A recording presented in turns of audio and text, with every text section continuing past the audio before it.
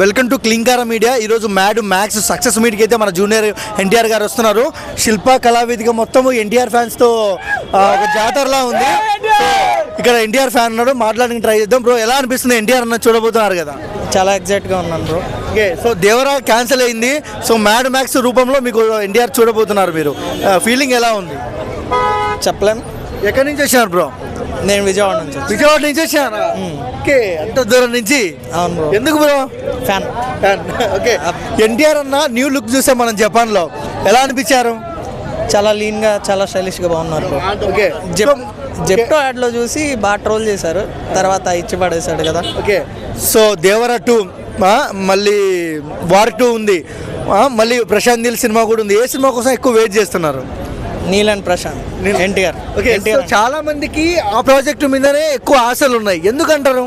Dream project with dream hero. Dream hero. So ఒకవేళ hit talk పడినా ఎలా ఉంటుంది బ్రో థియేటర్లో రచ్చ డ్రాగన్కి?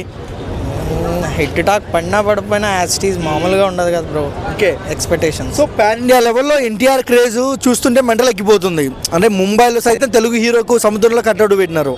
సో మీకు ఎలా అనిపిస్తుంది ఒక తెలుగు ఆడియన్స్? కాదు బ్రో, అబ్రాడ్లో పెట్టింది, సముద్రంలో ముంబైలో పెట్టినారు. ఓకే, ఓవరాల్గా ఎన్టీఆర్ అన్న గురించి ఏం చెప్తావు బ్రో 1 wordలో విజయవాడ ఫ్యాన్స్ నుంచి?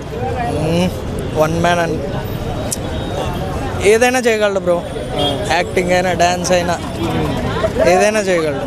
Thank you bro.